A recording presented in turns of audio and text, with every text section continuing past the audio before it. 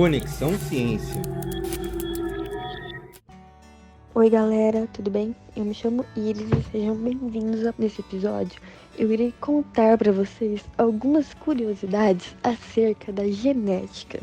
Isso mesmo, da genética. Mas primeiramente eu vou falar o que ela é, o que ela estuda, né? E para que ela estuda. A genética nada mais é que um ramo de estudo da biologia que busca compreender a transmissão de caracteres hereditários e as suas variações durante a mesma. É para que seja possível a compreensão dos mecanismos de transmissão, ou seja, a genética, ela é tudo aquilo que nossos pais nos transmitem, assim como em todos os seres vivos, sejam dos animais para os seus filhotes, e de plantas para os seus brotos e, resumindo, assim por diante. Começando pela primeira curiosidade, que são as fontes de variabilidade genética. Elas são mutação, o fluxo gênico, a reprodução sexuada e a deriva genética. A reprodução assexuada não pode ser uma forma de variabilidade genética, porque se ela é assexuada, logo o organismo vai ser igual ao outro. E aí não vai ter variabilidade, né? E aí, dentro da genética e dentro de muitos estudos e pesquisas, existem os organismos modelo. E quais são eles?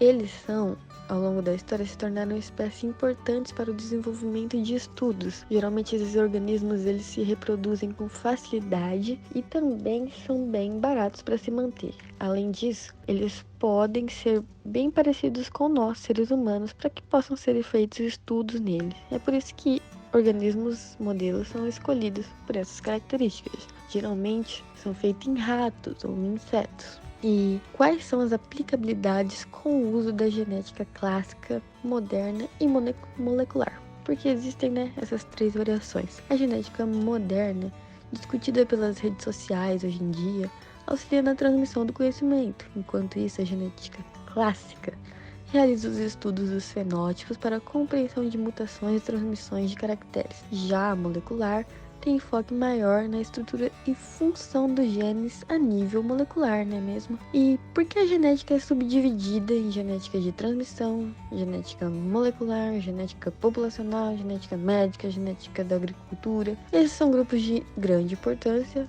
para a genética, por isso que são subdivididos.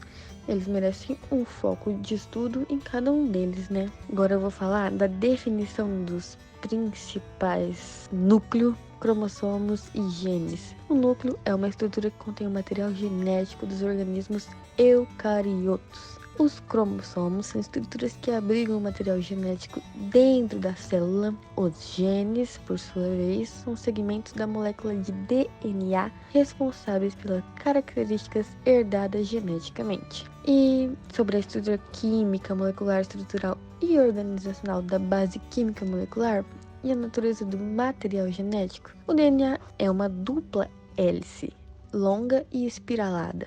Ele tem duas faces, que possui desoxirribose, ligada a um fosfato e a uma base nitrogenada, que pode variar entre amina, guanina, citosina e timina. Em sua estrutura, temos regiões tanto hidrofóbicas quanto hidrofílicas. Suas ligações, fosfoliéster, mantêm a estrutura em torção. Essa ligação é formada entre os nucleotídeos que acompanham.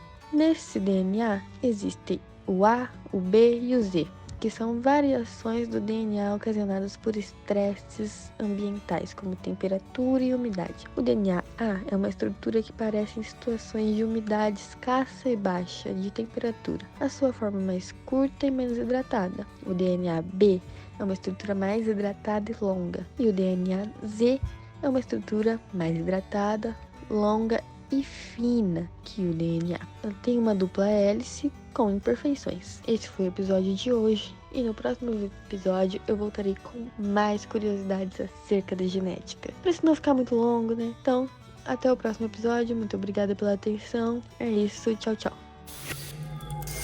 Conexão Ciência.